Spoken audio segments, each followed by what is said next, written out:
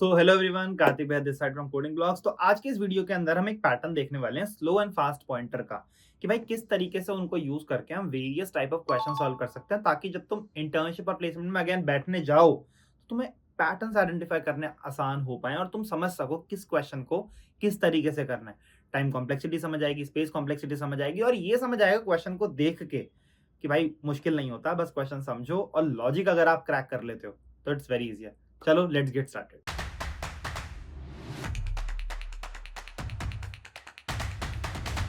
इससे पहले part one के अंदर हमने टू पॉइंटर पे देखा था कि लेफ्ट और राइट डायरेक्शन से अगर मैं पॉइंटर को शुरू करता हूं तो उन क्वेश्चंस को किस तरीके से हम सॉल्व करते हैं। आज के इस वीडियो के अंदर हम देखने वाले हैं स्लो एंड फास्ट पॉइंटर वाले जो क्वेश्चंस बनते हैं वो किस तरीके से होते हैं और उनको हम किस तरीके से अप्रोच करते हैं। तो पहला जो इसके अंदर क्वेश्चन होने वाला that is remove duplicates from the sorted array. Let's see how we can do it. पहले क्वेश्चन समझ लेते हैं। तो क्वेश्चन देखो, यहाँ पे ना एक छोटी सी ट्रिक वाली चीज लिखी है कि भाई नॉन डिक्रीजिंग ऑर्डर मतलब असेंडिंग ऑर्डर में ही डेटा गिवन है, आपको डुप्लीकेट हटाने हैं, इन प्लेस रहना चाहिए डेटा। मतलब इन प्लेस का क्या हुआ, सपोज करो अगर मैं बोलता हूँ 1 2 2 3 4 4 है, तो आप बोल सकते हो ना भाई यूनिक है 1 4 2 एंड 3। ये इन प्लेस नहीं रहा है ना, 1 के बाद 2 था, 2 के बाद 3 था, 3 के बाद 4 था, तो ये इसी ऑर्डर में आना चाहिए। तो क्वेश्चन सिंपली सेज भाई आप, क्योंकि हमारे पास जो एरे है दैट इज समथिंग जिसका साइज में रन टाइम पे ऐसे चेंज नहीं कर सकता इनपुट वाले के सेम एरे का, तो मुझे क्या करना है, मुझे इसमें ना इंडेक्स रिटर्न कर देना है। That is what it simply ask. अब यहाँ पे एक गिवन है कि भैया एरे जो हमारा इनिशियली वो सॉर्टेड है। अब देखना है हम इस पर्टिकुलर क्वेश्चन को कैसे अप्रोच कर सकते हैं। So to approach this question things are very simple. आप इस तरीके से कंसिडर करो यहाँ पे कि मेरे पास एक ith इंडेक्स है। ith इंडेक्स तक मैं मानूंगा सारे मेरे पास यूनिक एलिमेंट्स ही हैं, कोई डुप्लीकेट नहीं है। जे मेरा आइटरेटर है जो ये बताता है कि अच्छा ये एलिमेंट यूनिक है या ये एलिमेंट यूनिक नहीं है। और सिंस जो एरे है वो सॉर्टेड है, तब मैं इस पर्टिकुलर एल्गोरिथम को लगा सकता हूं। तो करें कैसे, हमने आई और जे को दोनों को जे से शुरू करा। अब देखो I and J are both same, तो कुछ नहीं करना भाई, इसको आगे बढ़ाओ। अब I and J are still same, तो क्या करें, कुछ नहीं भाई, जे को आगे बढ़ाओ। अब I and J are not same, तो हम आई तक मानते हैं कि there are all unique elements. तो इस केस में मैं क्या करूं, इस केस में पहले आप आई को आगे बढ़ाओ जब भी आपको दिखता है कि दो एलिमेंट सेम नहीं है। अब आप इसको सिंपली जे वाले एलिमेंट को यहाँ पे लाके कॉपी पेस्ट कर दो। तो यहाँ पे जाके आप इसको कॉपी पेस्ट कर दो and once you do this आप अपने जे को भी आगे बढ़ा दो।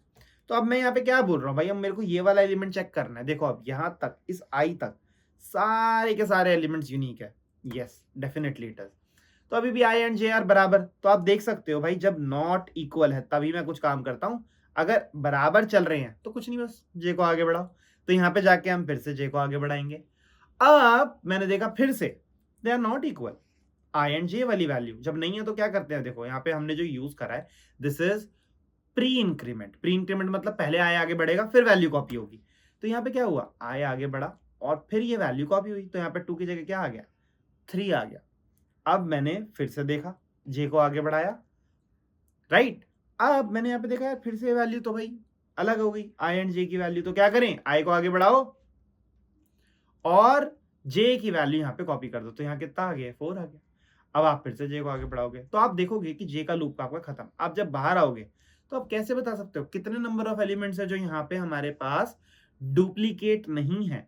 दे आर सिंपली जो भी मेरा आयत इंडेक्स है +1, तो उसी पर्टिकुलर वैल्यू को हमने यहाँ से रिटर्न कर दिया। इसकी टाइम कॉम्प्लेक्सिटी कितनी हो जाएगी हमारी, O ऑफ n हो जाएगी। और स्पेस कॉम्प्लेक्सिटी कितनी हो जाएगी, O1, क्योंकि मैंने इसमें कोई इनपुट के अलावा एक्स्ट्रा स्पेस यूज नहीं करी। आई होप आपको ये समझ आया होगा। अगला क्वेश्चन है हमारा मूव जीरोस। पर ये क्या कह रहा है भाई, आपके पास अब एरे गिवन है, it is not sorted, but आपको ना जितने भी जीरोस हैं उनको एंड पे लेके जाना है और रिलेटिव ऑर्डर जो नॉन जीरो एलिमेंट्स का है वो सेम रहना चाहिए, वो चेंज नहीं होना चाहिए। फॉर एग्जाम्पल जैसे ये है, तो इसके बाद जब आप आउटपुट देखोगे तो इट बिकम्स 1 3 12 और 0 एंड 0 लास्ट में चले गए। 1 3 और 12 की रिलेटिव पोजीशन चेंज नहीं हुई है, इसी चीज का हमें ध्यान रखना है। अब यहाँ पे आप देखो ध्यान से, जो हमारे पास कंस्ट्रेंट है n का वो गिवन है 10 की पावर 4। तो भाई मेरे को इसको n स्क्वायर में नहीं करना चाहिए, बिकॉज n स्क्वायर हो जाएगा 10 की power 8 which would give you TLE।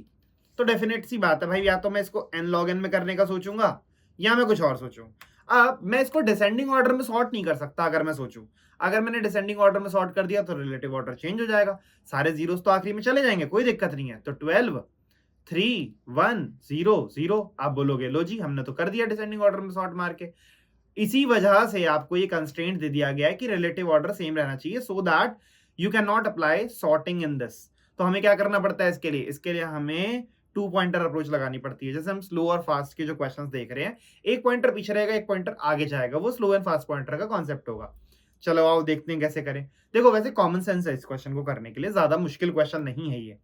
तो हम यहाँ पे स्टार्ट करते हैं, आई को इधर से, जे को इधर से, they both start from this place. अब मैं क्या करूं, मैंने देखा यार ये तो जीरो ही है जे वाला एलिमेंट, तो हटाओ इसको, जे को आगे बढ़ाओ। तो जे एक तरीके से आइटरेटर है, आई मेंटेन करता है कि यहां पर लेकर आओगे अगला एलिमेंट जो कि जीरो नहीं होगा। तो देखो मेरे को यहाँ पे एक एलिमेंट मिला जे पे जो कि नॉट जीरो है, तो क्या करो, आई एंड जे को स्वैप कर दो। जैसे ही हम आई और जे को स्वैप करेंगे तो ये क्या हो जाएगा, इट वुड बिकम 1 एंड 0। उसके बाद आप आई को भी आगे बढ़ा दो और जे को भी आगे बढ़ा दो, कोई दिक्कत नहीं है। जे पे जीरो आया, छोड़ो ना, जीरो की तो काम है नहीं। अब 3 आया मेरे पास, क्या करो, आई और जे को स्वैप कर दो। तो मैं 3 को यहां ले गया और मेरा 0 इस साइड आ गया, आई भी एक स्टेप आगे, जे भी एक स्टेप आगे।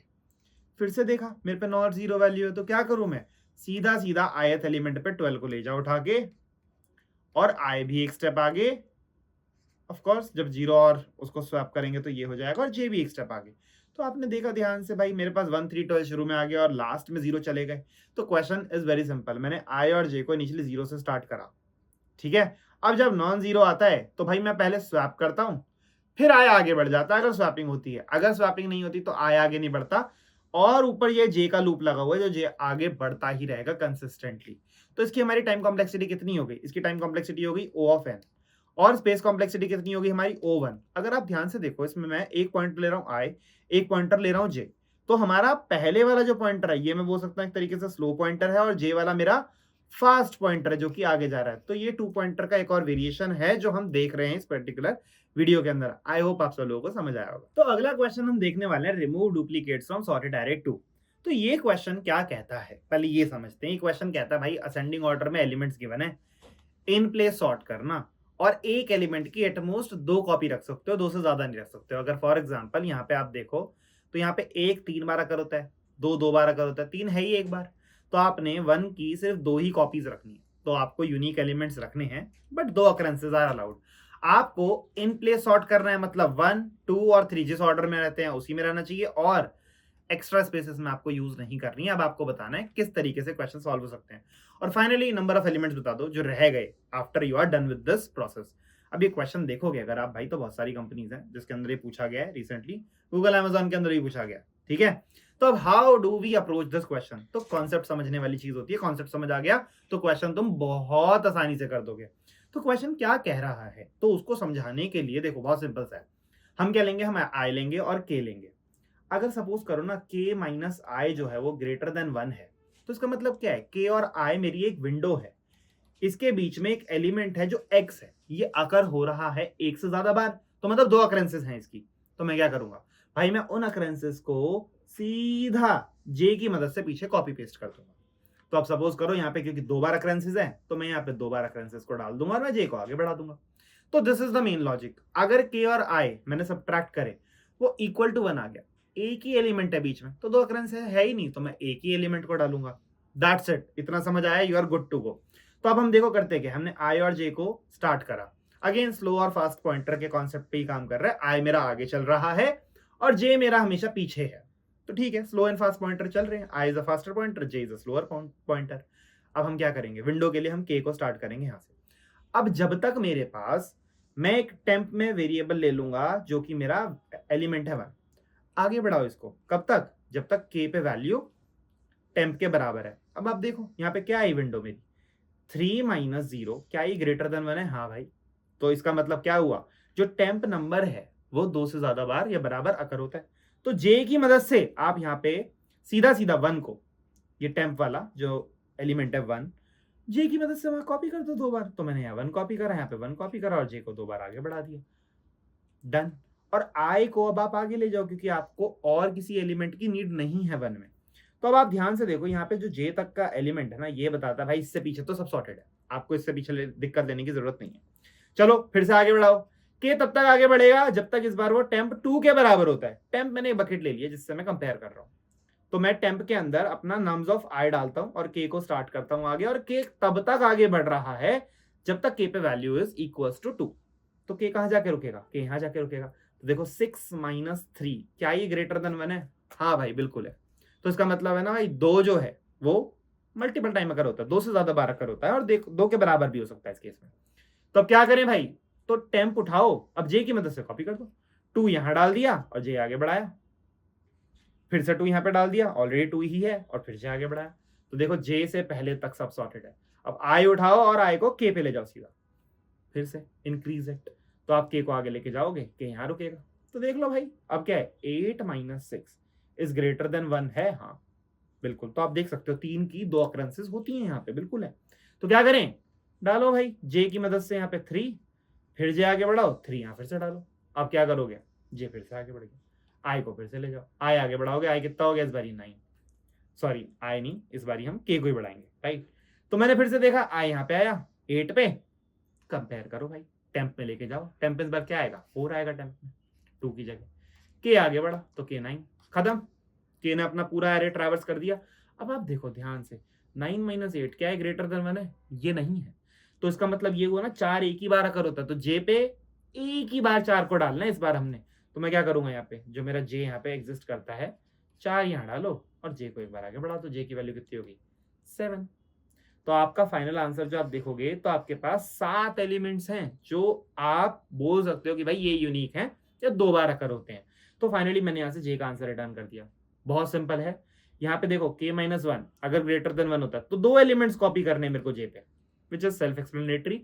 अदरवाइज एक ही करना है, और हर बार आई के से स्टार्ट होता है। आई होप आपको ये समझ आएगा। उसकी टाइम कॉम्प्लेक्सिटी कितनी होगी? ऑल दो नेस्टेड लूप्स हैं, बट आई जे के तीनों पॉइंटर सिर्फ n टाइम्स चल सकते हैं एट मैक्स।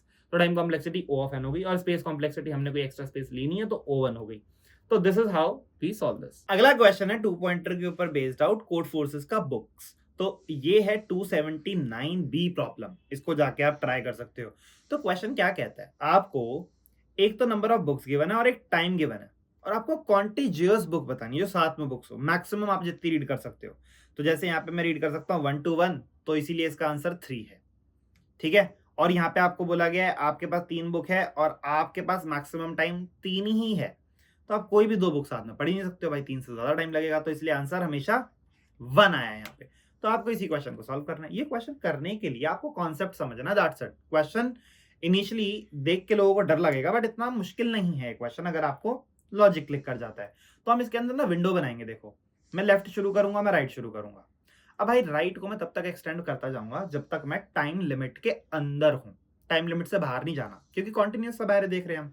आ जाओ भाई, क्या अभी मेरे पास जो टाइम लग रहा है यहाँ पे, अगर मैं आपसे पूछूं कितना टाइम लगेगा, तो मैं विंडो का सम बोलूंगा उसको, ठीक है।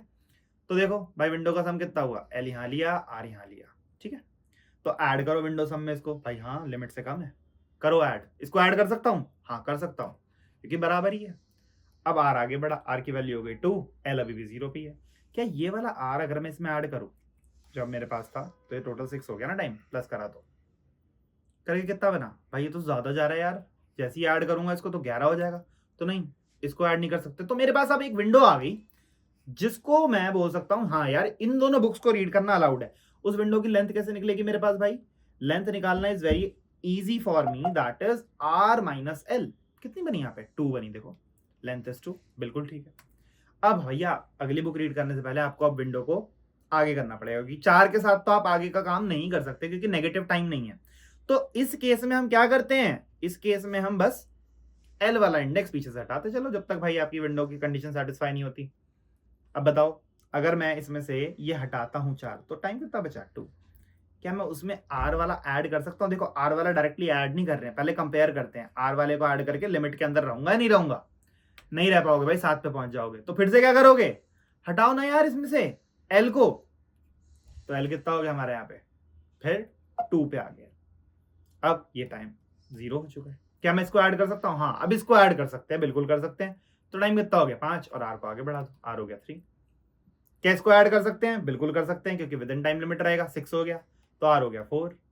अब इसको ऐड कर सकते हैं? नहीं यार, इसको नहीं कर सकते। तो कितनी लेंथ आई मेरे पास फिर से? अब मेरे पास आई 4-2, फिर से लेंथ 2 ही बनी। ठीक है जी, कोई दिक्कत नहीं। तो अब आप ध्यान से अगर यहाँ देखो, ठीक है, तो यहाँ पे मेरे पास ये वाली लेंथ बनी 2। Okay done. फिर से क्या करोगे भाई? अब जब पॉसिबल नहीं होता तो हम एल को रिड्यूस करते हैं, ये तो हमें समझ आ ही चुका है। तो अगर मैंने इसमें से 5 को रिड्यूस करा तो टाइम बचा 1।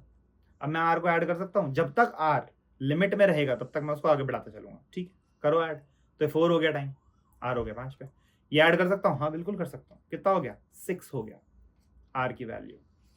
तो देखो अब मेरे पास विंडो की लेंथ कितनी आई, क्योंकि आर तो ओवरशूट कर गया। बाहर आओगे तो लेंथ कैसे निकाल लोगे फिर से?